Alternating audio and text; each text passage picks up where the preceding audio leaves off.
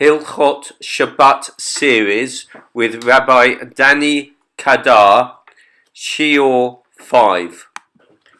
Threshing and selecting.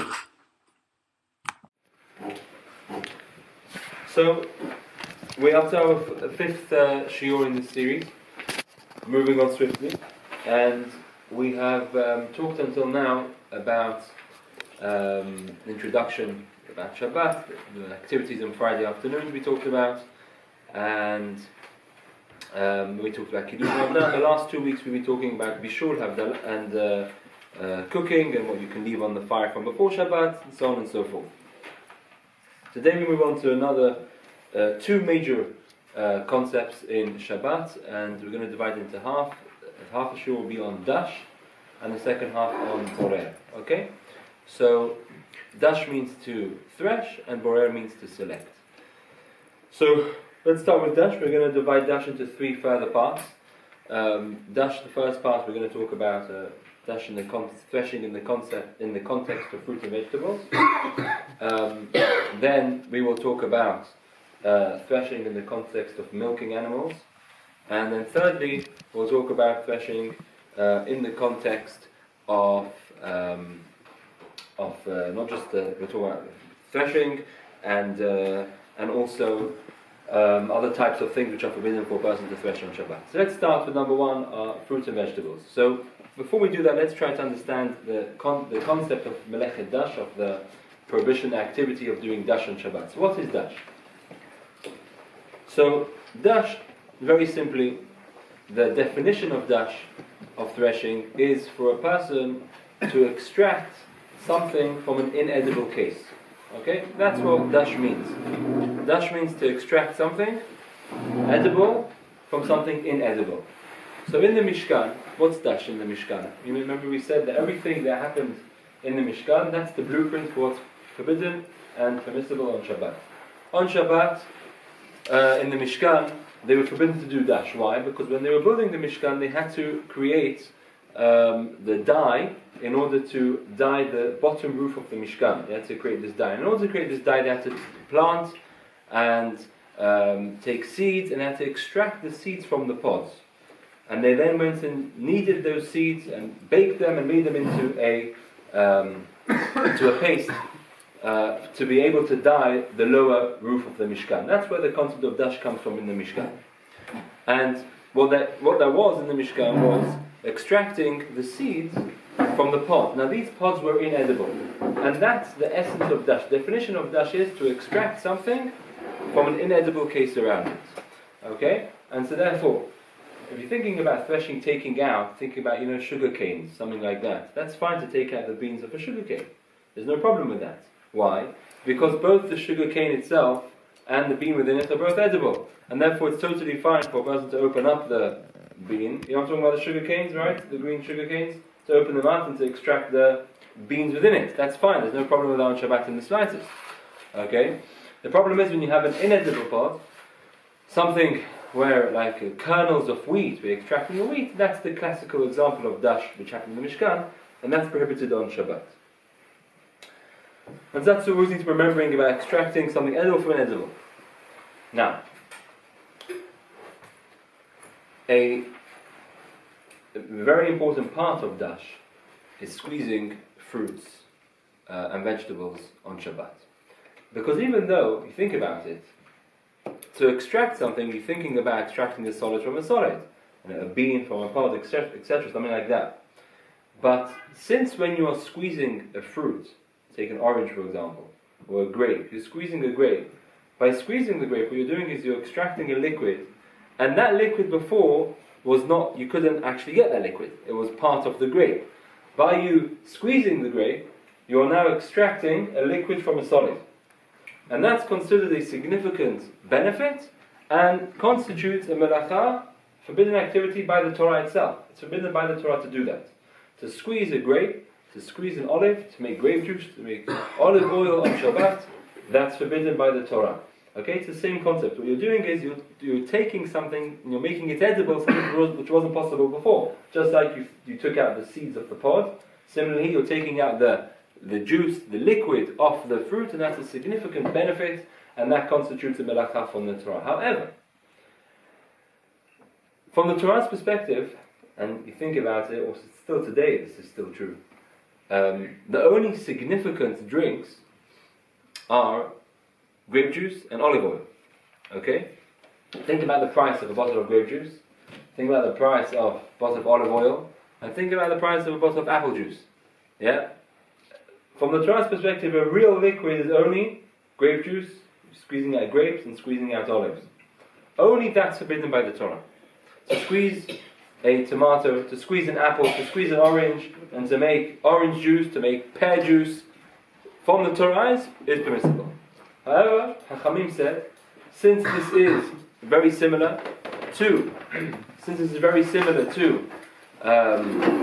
grape juice and to olive oil and these are important drinks which people squeeze for enjoyment. You go to the shop, you can buy pineapple juice, you can buy pear juice, you can buy apple juice, you can buy orange juice. These type of fruits which are commonly squeezed, Hachamim said that a person should refrain from squeezing those types of fruits on Shabbat. Not just fruits, vegetables as well. Anything which is normally squeezed for its juice, a tomato for example, that's also forbidden from the Hachamim to squeeze on Shabbat. Okay? Only because it's similar to olives and grapes in that sense that people squeeze them for their juices. However, types of fruits or types of vegetables which are rarely squeezed for their juices, even if you are going to squeeze it, that's fine. That's permissible. So it's difficult to think of today a fruit which a person would want to squeeze and not commonly squeezed. Perhaps, I was thinking, melon. Yeah, watermelon juice. You don't really find pure watermelon juice. You may find flavored watermelon, right, additives and these types of things, but you don't actually find pure apple juice, pure orange juice, pear juice. You don't really find watermelon juice or melon juice. Although having said that, I was once in a person's house. It was on a special diet 2-3 years ago, and I was actually giving a shiur not about this, but something on Shabbat. And there on the table, this is a person with a very sensitive diet was there. There was melon juice on the table there, and I remembered that. I was offered this juice, and it always stuck in my mind that you can buy melon juice, but again, it's not a common thing, and melons aren't squeezed for juice. And something like that, also something like carrots. Yeah, carrots anyway you cannot grind for different purposes, but leaving aside the problem of grinding a carrot on Shabbat, yeah. To make carrot juice, that's debatable whether that would be considered a juice or not. But let's not go into that now. The main point is that we need to distinguish between things which are forbidden by the Torah and things which are forbidden by the Hachamim. And what we're saying is the only types of liquids which is forbidden by the Torah to squeeze on Shabbat is a liquid such as grape juice or olive oil, other types of juices, even though they are commonly squeezed for their juices, are only forbidden from the Hachamim to squeeze on Shabbat. And this is an important distinction, and I'll show you a few reasons why this is an important distinction. So let me answer your question. Can you take a grape? Okay, take a grape and you put it in your mouth. You don't eat it, you put it on your lips. And you suck the grape, or you suck the olive. Right? Is that permissible or not? So, we have to categorize here. Within a person's mouth, there is no melacha on Shabbat within a person's mouth. Yeah? You think about it, every time you eat an olive, or you eat a grape, you're squeezing the juice out of the grape. Right? Nonetheless, it's fine. Why? Because in a person's mouth, it's derech achila, that's the way you eat, that's the norm, and you cannot consider that as doing something wrong on Shabbat. There's no question about that. Similarly, there's no question about a person taking a grape, taking an olive, and squeezing it outside his mouth into his mouth. That's an act of squeezing, that's forbidden. That's also not debatable. The debate here is, what about if I take a fruit and I put it on my lips and I squeeze it between my lips and thereby extract the juice? I'm doing it with my mouth, but not during the context of eating. Doing it before an act of eating. So that's a big debate. And the final halakha is that. What do you think the final halakha is going to be? You can do it. No. With things which are forbidden by the Torah, grapes and olives, that person should refrain from doing it. Whereas things which are permissible from the Torah, only forbidden by the Chachamim, that person is allowed to do. So it's fine for a person to take a strawberry, to take an orange, to take a small piece of an orange, and suck that between his lips. It's totally fine. However, grape and olive, since they are forbidden from the Torah, Therefore, we are concerned with the opinions which hold that's forbidden. But again, I repeat and I reiterate that it's not talking about whilst the person is eating. Whilst the person is eating, that's absolutely fine. That's part of the act of eating, and there's no problem with that. Now, we said that the issue in dash, in threshing, is what you're doing is you're taking and you're separating a liquid from a solid. So we explained, it's taking out a juice from the grape, something like that, or something inedible from something edible. There's no concept of dash, for example, if you cut something into two pieces. Dash means to take something which wasn't there before, or was covered, it wasn't accessible, now you made it accessible. That's what the concept of threshing is. Therefore, there's no problem in separating two types of fruit, which is the same fruit. Cutting an orange into two, that's fine. So, there's a concept that when you are squeezing a liquid, and that liquid is going straight into a solid, since it doesn't have its own identity at any time, because you're squeezing it directly from the orange. Remember, if I was to cut the orange into two, that would be fine. Cut into 4, into 8, into 16, that's all fine. I can do that. What I can't do is squeeze the orange and take out the liquid. If I squeeze the orange into a cup, that we said you can't do, from the Hachamim. If, however, I squeeze the orange into, let's say, a fruit salad, so I'm squeezing it directly onto solid pieces, right? Therefore, since it's going straight onto a solid, and it's becoming part and enmeshed with a solid, we consider the liquid which is coming out, it never has a form of a liquid. It's considered as part, since it's going straight into the solid, it was a solid, before it was part of the solid, part of the orange, and now it's going straight onto the solid. Therefore, it doesn't have its own identity as a liquid, and that's permissible. So you're allowed to squeeze any fruit, any vegetable, directly onto a bowl, etc. That's totally permissible to do on Shabbat. Okay. A bowl with food inside. With food in. Of course, a bowl with the salad, with the solid inside. If you're squeezing into a bowl, into a cup, that's what we talked about before. That's forbidden. That's you're squeezing a liquid.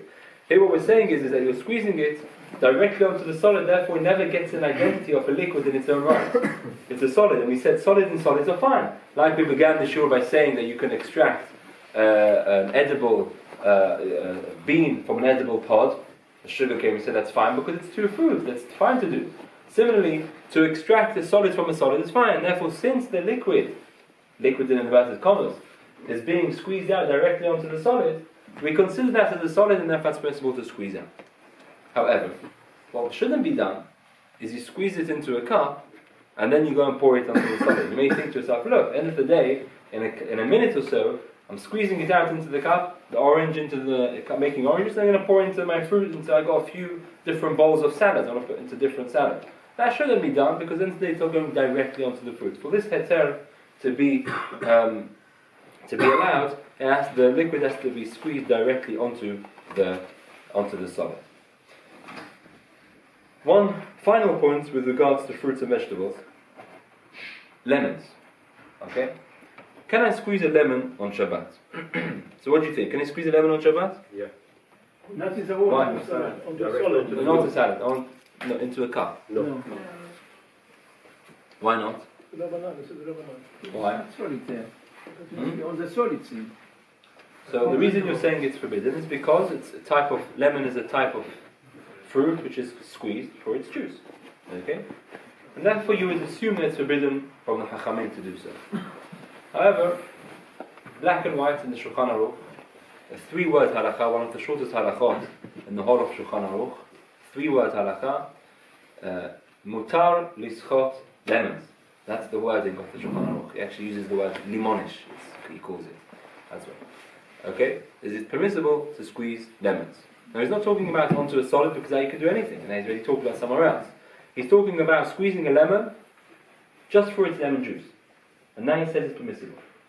And the reason this is so is because that which we say that you can't squeeze out the juice, like an orange, or a pear, or a pineapple, These are types of things which, when you squeeze the juice is drunk by itself.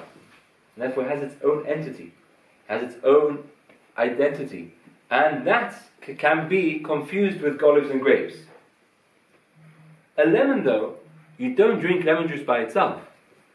When you squeeze a lemon, right, you're always going to add something to the lemon, or you're going to pour the lemon onto a salad, or you're going to add something into the lemon, you make lemonade, add sugar, whatever it is.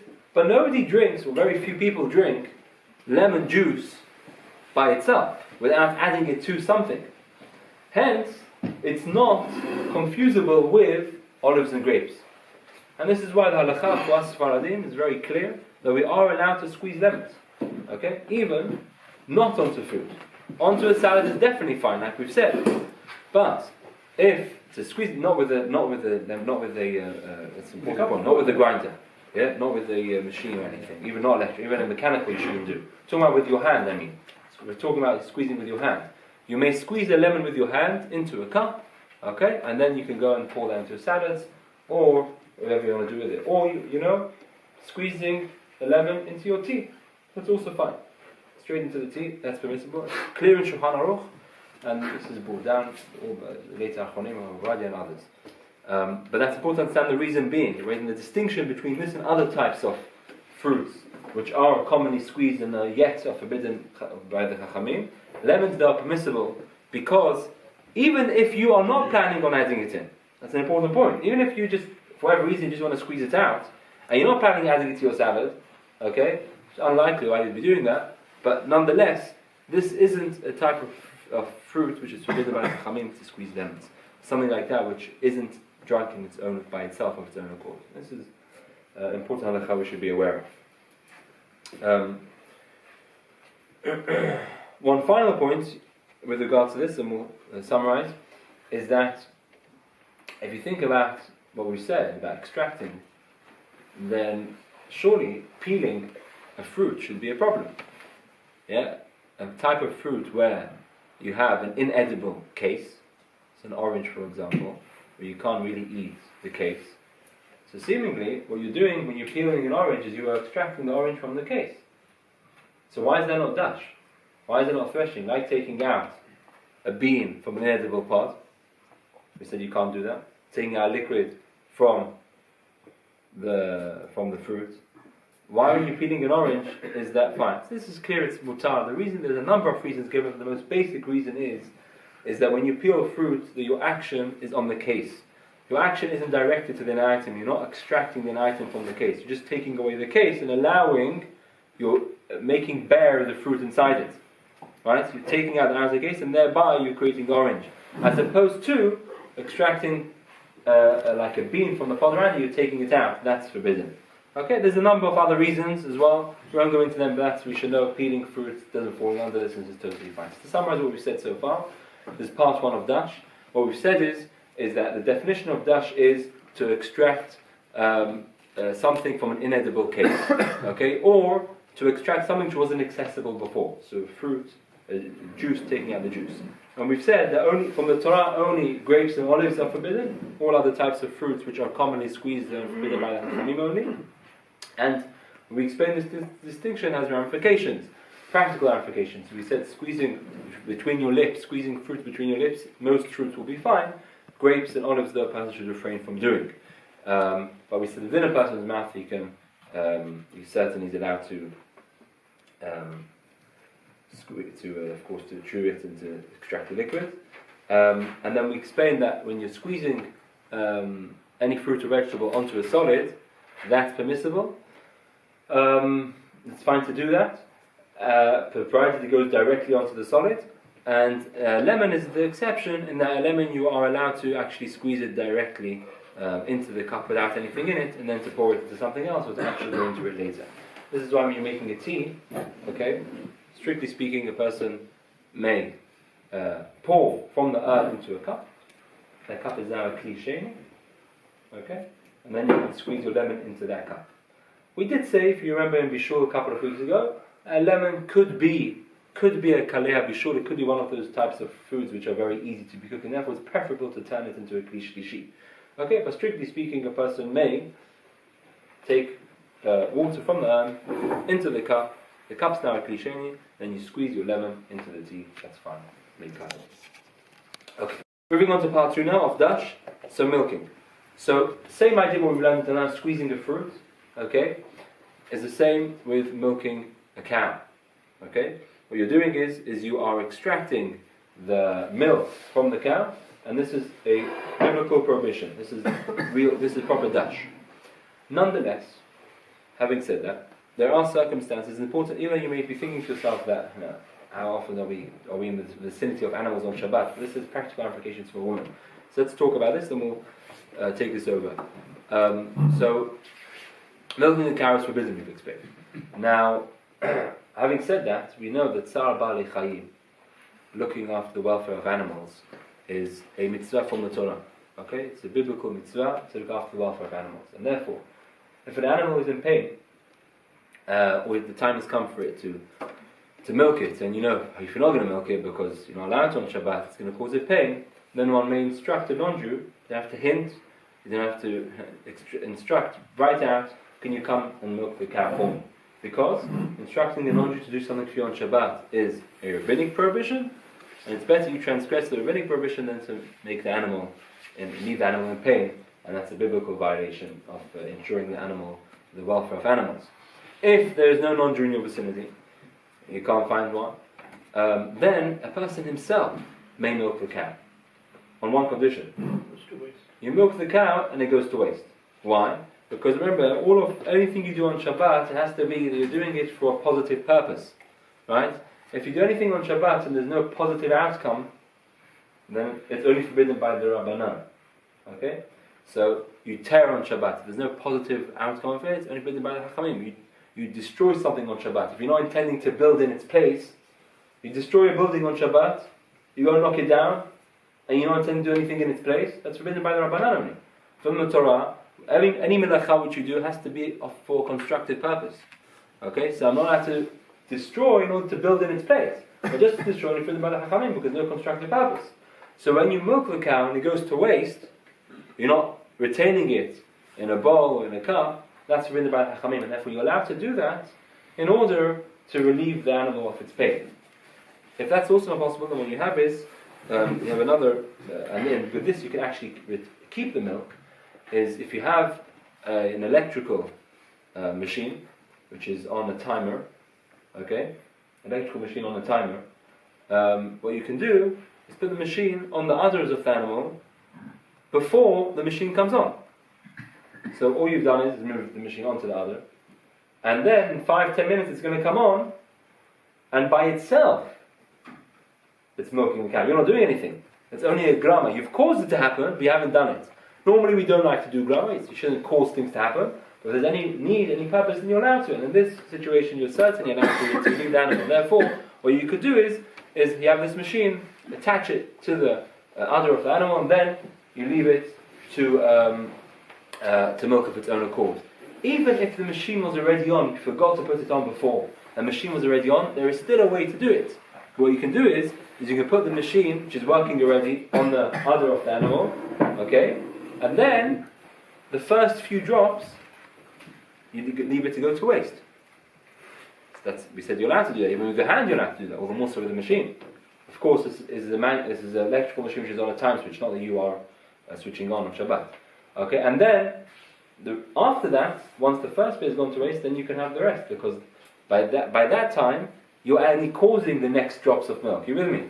The first drops of milk, when you actually put the machine on the udder, you've caused that directly, and therefore you can't benefit from that. So you leave that to waste. But then the next drops after that, that's only you've caused it to happen, right? You're not actually directly doing that, and therefore for relief of the pain of the animal, that you're allowed to do. So to summarize, you have an animal where you can, and which is in pain needs to be milked. Either you ask a non-Jew, you instruct a non-Jew straight out to do it, or secondly, what you can do is milk the animal and leave it to go to waste, or thirdly, use this machine. The same applies to a woman who's breastfeeding, and for whatever reason, the baby doesn't want to eat that day, whatever it is, and a woman feels in pain. Exactly the same. A woman may breastfeed to waste, okay, that's fine, because even though it's forbidden by the Chachamim for the purposes of relieving her pain, it's permissible. If, however, the baby needs the milk, it's going to need the milk later on, then you can get one of these machines which you put on a timer, and it goes on every quarter of an hour, every 20 minutes, and you put it on before it comes on, and then you can actually use the milk which is being expressed. So that's important to remember that. Yeah, these machines you can get hold of the machines. They're not easy to get hold of, but it is possible to get hold of these machines. And that's important to realize, okay? Because expressing human milk is the same, right? To express human milk straight into a bottle for the use of the baby is forbidden by the Torah, okay? And therefore you have to do one of these, what we've just explained. Either you express it to waste, and then you have an alternative for the baby, or if you need the baby to have the milk, then you have a timer, it goes on. If a person can't get hold of the machines and the baby needs the milk, then he should seek rabbinical guidance to discuss what to do. But that's generally the halakha when it comes to milking. Okay, and milking animals and expressing human milk. Third point of dash before we wrap up dash. The Talmud says, and this is ruled down in halakha very clearly, it's forbidden to crush ice or snow or hail on Shabbat. Okay, it's forbidden to do so. Why is this the case? Why are you forbidden? You have you have an ice cube, you have a hard piece of hail or piece of snow. To crush it, to transform it into liquid, is forbidden. Okay, what's the reason for this? Different reasons, but one of the reasons given is that it's domeh, it's comparable to dash. Why? Because think about it. What's dash? You extract a liquid from its case. Now here, you're not really extracting a liquid from a case. You're transforming the case into a liquid. Therefore, this isn't real dash from the Torah, right? You see the difference. It's not like you're taking a fruit and you're squeezing, you're extracting the liquid from the case. Here, you're transforming the whole ice cube into a liquid. And therefore, from the Torah's perspective, that's not forbidden. Chachamim came and forbade it. That's one reason. There's another reason given. The Rambam learns this because of Makeva Patish, you're creating new water in a sense. Rabbinically, you're creating new water because there was an ice cube in there, created water. It doesn't matter the reason. The point is that it's forbidden to actually crush ice or snow or hail on Shabbat. However, this is only not allowed when you are crushing it, you're doing the action. Okay? You're allowed to leave, for example, you can put an ice cube into your drink, which will melt of its own accord. That's permissible. It's even permissible to leave a tray of ice cubes on the table, even though it's not going to melt in something. So if you're putting in a cup of Coke, then it's going to melt into that. It's definitely fine. But even to leave a tray of ice cubes out by itself and it melts of its own accord, even that's fine. Because you're not doing anything. Chachamim forbade you to do something because it's similar to dash. It's similar to the act of squeezing and to threshing.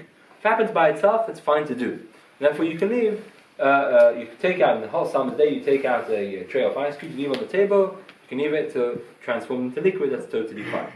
What shouldn't be done though, and this sometimes you see people doing, is you have a glass and for a drink, Coca-Cola, and you've got ice cubes in it, and you put your spoon in, and against the walls of the cup, you crush the ice cube. That should be avoided, even though it's melting directly into the cup. Nonetheless, you are actively doing the act of crushing, and therefore that should be avoided on Shabbat. It's forbidden to do that. No, we don't hold it, Mary. Sorry? We don't hold it from all that. That's the Ramah. That's when you go to Ramadan, you go to Ashkenaz. Yes. Are we not concerned? What's our issue that the ice, in any case, is going to become snow? It's going to become. True. It's eventually going to. It's going to, but you're doing the act. That's the reason. By itself, you can leave ice cubes on the table to melt. The point is, when you're doing it, you're actively doing it. It's similar to an act of threshing. Think about it. Similar to an act of squeezing. You're changing a solid into a liquid, right? That's the problem. Conversely, to change a liquid into a solid, no problem at all. There's no problem in the slightest in making ice cubes, freezing ice cubes on Shabbat. Okay, as long as you're doing it for the purpose of Shabbat. You cannot take your tray fill up with water, put it in the freezer for Sunday morning or for Motzei Shabbat. That you can't do because that's preparation. If as long as you have intend, even if you don't end up using it, but you intend in using it for Shabbat, then you may freeze water and transform it into ice cubes. There's no reason not. The whole for the next Shabbat. No, that also shouldn't be, because you can do it on the weekday. So automatic ice making machine, you can't draw from it. Automatic Ice making machine. How does that work? Electric. Electric, yeah. It works itself, but it's like if you take a few ice cubes and you're giving it more room to prepare more ice. I'm not exactly clear on how it works, but we'll discuss that afterwards. I'm not exactly clear how that works, but if it's electrical anyway, there's a problem. But just want to say one more point, and we'll summarize the whole of Dash. If you allow me, one more point. So, are you allowed to use a bar of soap on Shabbat? Okay. So if you're thinking of Molid, then yes, you can't. But we're not going with all that. So you think about a bar of soap. Can you use a bar of soap on Shabbat? So liquid soap is definitely fine. But what about using a bar of soap on Shabbat? So what's the potential? Two potential issues here. One potential issue is you're again transforming a solid into a liquid, right? Just like when you crush the ice cube, you crush the snow, transform it into a liquid. Similarly, when you are rubbing the bar, you're transforming the solid into a liquid. However, Rabbi brings down many poskim who say that's not a problem, because only when you have something, you have a liquid, you're creating a liquid in front of you. You've transformed an ice cube into ice, into water, and you have the water there. As opposed to dissolving something, right, by rubbing it, dissolving it, that doesn't fall under this prohibition, that's fine. You'll tell me there's another problem. There's the problem of memachek. You're not allowed, we won't go into this now, but you're not allowed to smoothen things out on Shabbat. So you have, let's say, wax, you can't smooth out wax on Shabbat. Okay, smoothing out is forbidden on Shabbat. And so seemingly, when you're rubbing your hands with the bar of soap, you are smoothing out this bar, and therefore that should be prohibited. I'm not going to go into all the reasons why. Okay, I'll say very quickly. It's a psik reisha de lo nichale with an isud rabbanan, because it's isud rabbanan in the sense that it only looks nice, and that's when you're smoothing something just to make it look nice. It's only forbidden by the chachamim. It's a psik reisha in the sense that you're doing it and it's happening inevitably, and it makes a difference to you. And the psik reisha de nichale with rabbanan is mutar. And therefore, strictly speaking, Rabbi says very clearly, a person may even use, for Sfaradim, may use a bar of soap on Shabbat.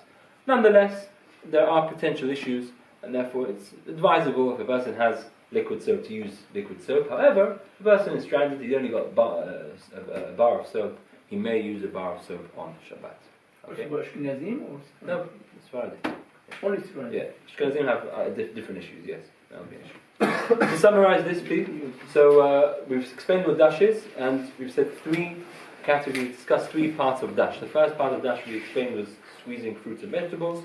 We distinguished between olives and grapes, and we explained what a person's lips, whether he's allowed to squeeze, and we explained how you're allowed to squeeze directly onto a solid, and lemons are permissible, and how you're allowed to peel fruit on Shabbat. Then part 2 was about milking, animal milk, and expressing human milk. We explained the ways a person is permissible and under the circumstances when a person is allowed to milk an animal or express human milk. And thirdly, we've talked about the prohibition, the rabbinic prohibition of squeezing something on Shabbat, squeezing something like an ice cube or snow and transforming it into a liquid. That's forbidden, but only when you're doing the action. If it's happening by itself, it's permissible. To leave it to melt is fine. To transform a liquid into a solid is also fine. And a bar of soap, although strictly speaking it's permissible, and we should know that strictly speaking it's permissible, if a person finds himself in such a situation, but nonetheless it's preferable to use a liquid soap on Shabbat. Okay, that brings us to the end of Dash. Any questions on Dash? Hadrin dairies, they do it by electricity on Shabbat. They use the milk. They can sell the milk. Mahadrin? Dairies, milk dairies. Yeah. Could you sell them milk? I don't know what they do, but there's no reason to say you can't use them. Yeah. You're going to have if the goy is there, then you're allowed to go and watch it. If you've asked the goy to go and milk the cow, you can even go and watch it, and it'll be chal. If the goy milks the cow without you being there, you're not allowed to have that milk. But if you can go and watch it, that's fine. No, I mean they're used by electricity. Yeah, it's no reason not to, why you can't use it. What they do, I don't know what they do, but there's no reason not to. Okay, now we'll move on to the second part of tonight's shiur, borer. Okay, so new topic now. Everyone still with me? Yeah, new topic. We finished dash now. We're now moving on to borer. And so, another one of the major melachot of Shabbat is borer. Borer means to select. Okay, and the definition of borer is to select from a mixture. That's important. Remember that. To select an item from a mixture. You'll see why that's such an important point soon. But the definition of borer is when you select something from a mixture that's forbidden on Shabbat. So, the classical example, you have a bowl of different types of nuts. Okay? You have almonds, you have pistachios, you have peanuts, walnuts, all mixed in together. This is a mixture. Okay? And therefore, to select is forbidden. And the reason being, okay, and from this you see, by the way, the importance of organization, how important it is to be organized in life and have everything in its categories. Because, just think about it, you can walk for hours on Shabbat, nothing wrong with that, but selecting things and categorizing them, that's forbidden. Organization is important. And so, when you're selecting something and you don't fulfill the conditions which we're going to discuss, then that's considered a melacha, because what you're doing is it's an industrial process. You're expecting, you're organizing, you are making things in its order, and that's a problem on Shabbat. However, if you fulfill three simple conditions, which we'll talk about, then what that does is it's no longer considered an industrial action and significant to be a melacha, to be an activity forbidden on Shabbat. Rather, it's considered borer derech achila. You're selecting as a form of eating. It's insignificant and therefore permissible. The three conditions which I'm sure you've all heard before. Number one is you take the good from the bad. We have to explain what bad means. Secondly is you use your hand as opposed to utensils. We have to explain what your hand means. And thirdly, you do it for immediate use. We have to explain what immediate use means. So, firstly, you have to take the good from the bad. Now, bad doesn't mean bad in the sense that it's rotten or it's something wrong with it. So you have a bowl of nuts, half of them are good nuts, half of them are bad nuts. Okay? Bad means what you're not interested in now. So again, coming back to the bowl of nuts, you have the almonds and the peanuts and the walnuts, and you only want the almonds for the moment. You don't like peanuts, you don't like walnuts. Then that's considered that's a pesolet, that's something you don't want, and therefore you can't take out what you don't want and leave what's remaining, what you do want. Okay, that's condition number one. Condition number two is that you don't do it with an instrument. Okay, use your hands. Now, hands doesn't literally mean hands. Using a fork, using a spoon, that's considered an extension of your hand, and that's permissible. When we mean a hand, that's opposed to a machine or something like a peeler, even. Like, for example, peeling a potato with a knife would be fine. With a potato peeler, that's already more of a industrial action, something of more significance and more professional. Okay, and therefore that's considered more for melacha, and therefore that you should refrain from doing that. Okay, and the third condition is that it's for immediate use. Immediate use means within half an hour or so, or for the upcoming meal. Okay, so you're allowed to do all preparations for the upcoming meal half an hour before it, even though you're preparing the desserts, which are only going to be in 3 hours' time. But since you're sitting down to the meal within half an hour, okay, therefore you consider this as one big activity, one big moment, and therefore you can select now, even though you won't actually be benefiting from your selection until 3 hours' time. But since that's all part of the act of eating, and you're sitting down to eat, you're not expected to, between each course, have to go and select and sort your kitchen out, right? You can do that all from the beginning of the meal. Once you have these three conditions, and this is considered selection derech achila, it's the way of eating, therefore that's permissible. Okay, the three conditions to repeat. Number one, you take the good from the bad. Okay, so the example we gave of the nuts, you've got peanuts, almonds and walnuts, and you want the peanuts. You take out the peanuts as opposed to taking out the almonds and the walnuts. Then you do that with your hand or with a spoon or with a fork as opposed to an instrument, a sieve, something like that. And thirdly is that you do it for immediate use in the next half an hour. So, or if you're preparing your desserts, you want to put out some fruit, put out some vegetables, and that's also fine to do that as long as it's half an hour before the meal. What shouldn't be done though is the woman wants to go to Shiur in the morning on Shabbat, and so she prepares the desserts at 9 o'clock in the morning and goes to Shiur. And she's not going to be sitting down to lunch till 12 o'clock. That's a problem. The person should refrain from doing that. But perhaps one of the most important principles in borer is that borer only applies when you are selecting from a mixture. There's no problem when you have a bowl of apples, all the same type of apples, okay, all the same quality, and not you've got some rotten ones, all the same type. You've got 10 apples all together in the bowl. There's no problem in dividing them into half. Borer doesn't mean division. Borer means selection. Okay, you're selecting, and the act of selection is only possible when you have a mixture in the first place. You see? So to divide something is fine. You have a bowl of equally good apples, somewhat, not much of a difference between them. You can divide them. Oranges, you can divide them. The problem is when you have a mixture, so you have a whole bowl of plums, oranges, apples, which aren't clearly discernible, they're all mixed together, you've got 10, 15, 20 fruits all together, then you have a mixture, and then borer is applicable. But if you have just a bowl of peanuts, there's no problem in dividing it into 5 different bowls. That's considered an act of division, not an act of separation. Okay? Now why is this so important? I'll tell you why this is so important. Because, let's take for example a piece of salmon, fish. Okay? Salmon.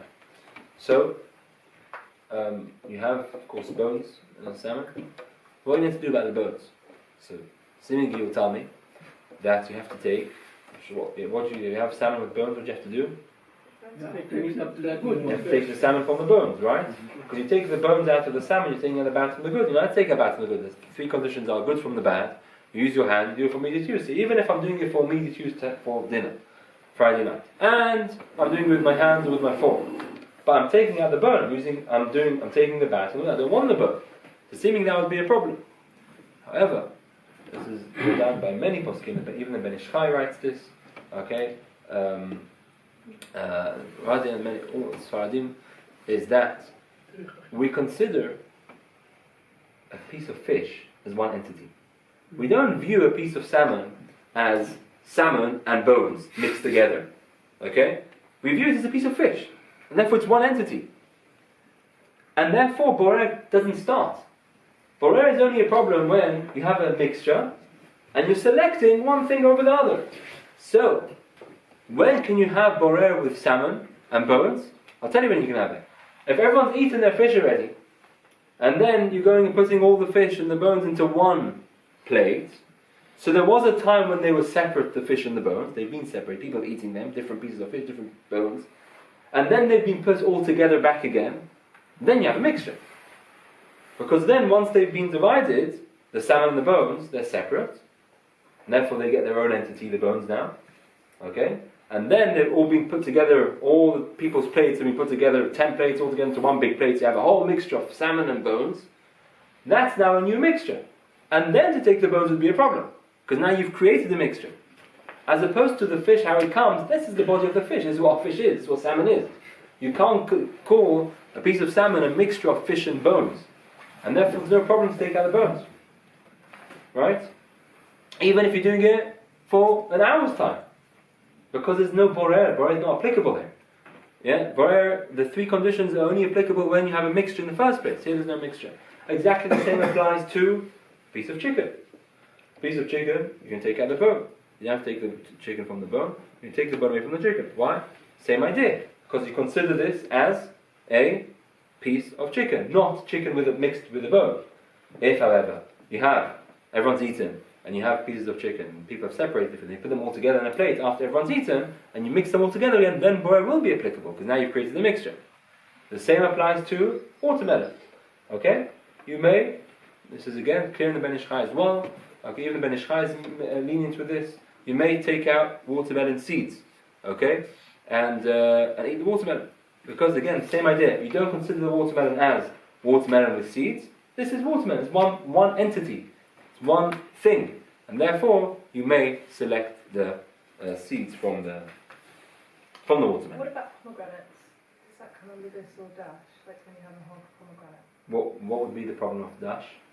Peeling it. You're taking the seeds when you cut it, and you take the seeds out of the.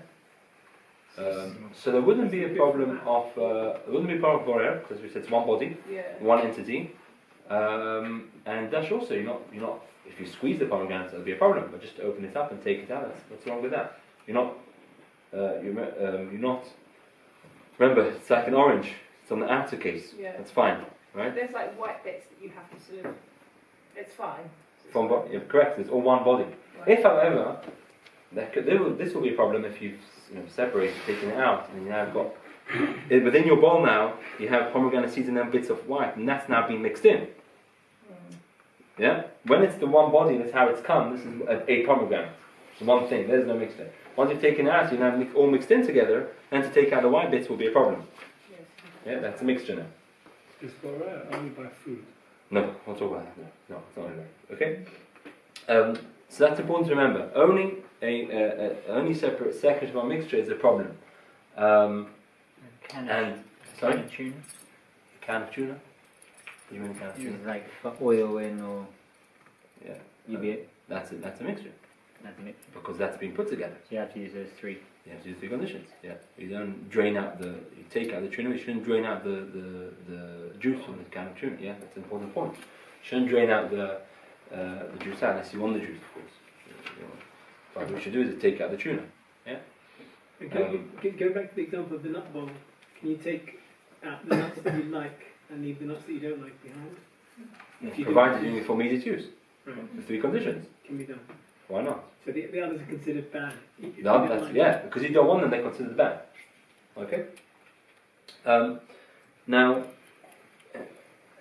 continuing this idea of the importance of a mixture, even though what we've said, it's an important point, that the chicken and the fish, but you can have mixtures of things you may not think are a mixture. So, if you have a plate, let's say, with an arrangement of different types of, let's say, fish balls, or different types of fish. Okay, so you've got an arrangement with fish balls of cod, fish balls of salmon, yeah, different types of fish balls. That's considered a mixture. Even though it's all fish, the different types, that would constitute a mixture, and therefore you have to follow the halachot of boreh. It's always important to remember, whenever you have a question of boreh, you're thinking about boreh, is there a mixture here? That's point number 1 to start off with. And when you have big items, you don't consider that a mixture. So you've got, on a table, you've got apples and oranges lying in front of you.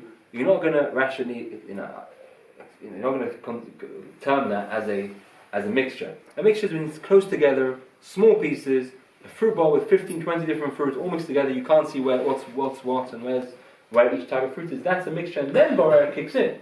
Yeah? But when there's no mixture in the first place, then boreh cannot kick in. There's no problem at all. It's always important to remember the difference between separating in contrast to dividing. Now, boreh, we've explained, is selection. Is boreh sorting out? Let me explain the question. Let's say you have silverware all mixed up together. Forks, knives and spoons. Okay?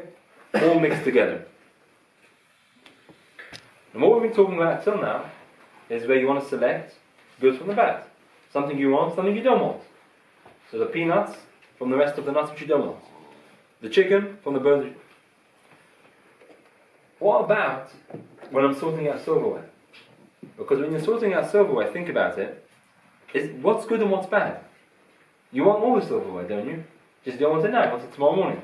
So Friday night, you finish the meal, everyone's put together, their forks, their knife and their spoons all been gathered in, it's in the kitchen now, you have mixed together 20 knives, 20 forks and 20 spoons. Okay? That's a mixture, right? So, can I select it? In the sense, can I organize, sort it out? Can I put the forks here and the spoons here and the knives here? On the one hand, you tell me, I'm selecting. I've got a mixture here and I'm selecting. On the other hand, I'm not selecting good from bad or taking away bad from good. I'm just sorting and organizing. Right? There's no good and no bad here to say that I'm taking good from the bad or bad from the good. Right? This is a big debate. Some view it as boreh because at the end of the day you are organizing, and they see boreh not just as an act of selecting but more in that organization as well. Others say no, it has to be an act of selection. Here I'm not selecting a knife over a fork or a fork over a knife. The final halakha with this is that, and if there are other reasons to be lenient, then a person may be lenient. So let me explain what I mean. Halakha is that a person may do the washing up on Friday night for the Shabbat morning and organize the silverware. Why? Because there's a number of reasons. Because there's another opinion, I'm not going into too much details, another opinion which holds that even when you have good from bad, when the bad isn't bad in the sense it's rotten, but just something you don't want, that's only forbidden to do for a Su'udah beyond the current Su'udah. As long as you're doing it for the upcoming Su'udah, it's fine. That's the opinion of the Magen Abraham. Although we don't follow this, but it's enough to add on to this debate already, whether you view selection or sorting out. Okay?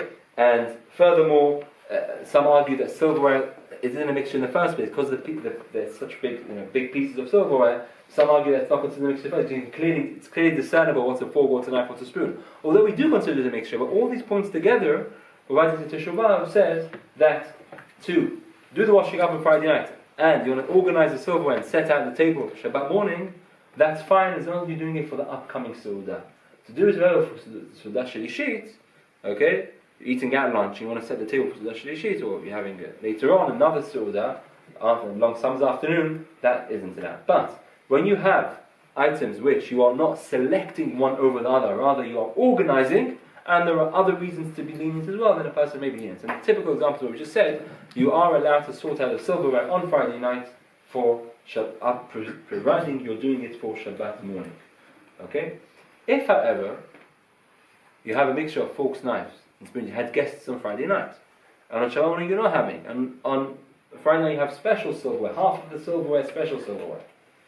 And that silverware you're not going to be using on Shabbat morning. It's that you don't want. You see? Then you couldn't. Because that's something you don't want, that's good from the back.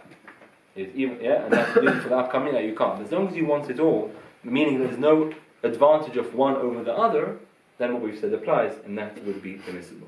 Is tircha coming into it as well? Sorry? Tircha comes into it as well. Tircha is not Shabbat, tircha is on Yom Tov. The concept of tircha is on Yom Tov with Bora, not on Shabbat. There's no concept of tircha with Bora on Shabbat. Now, do we consider, this is another big debate, do we consider when you have a solid sitting on a liquid? So you have a bowl of soup, and you have a carrot.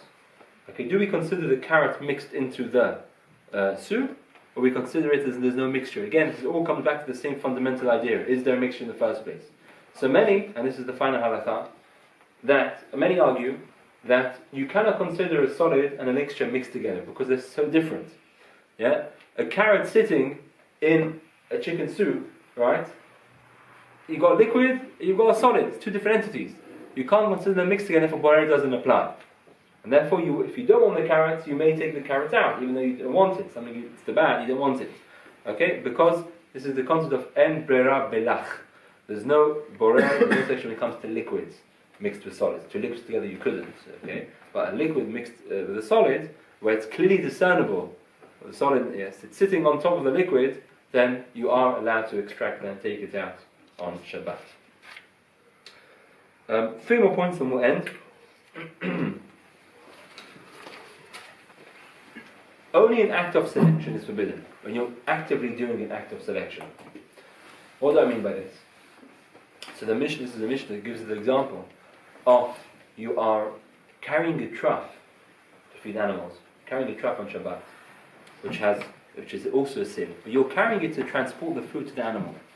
Even though as you transport it, inevitably the trough will be selecting the food you want to give to the animal from the shaft. Okay? Nonetheless, since you're not actively doing an act of selection, it's happening of its own accord, it's permissible. Even though we have a concept of psik reisha, and something inevitable is forbidden, with Boreas doesn't apply. In Boreas, you have to do the act of selection. You have to intend to do the act of selection. What's the practical ramification of this? Salt shaker. Okay? Salt shaker, where you have, let's say you have a salt shaker with rice inside, let's say. And then you put rice in to prevent it from stagnating. So what you do is, when you pour in the salt out, if you think about it, there's a sieve on the salt which is preventing the rice from coming out.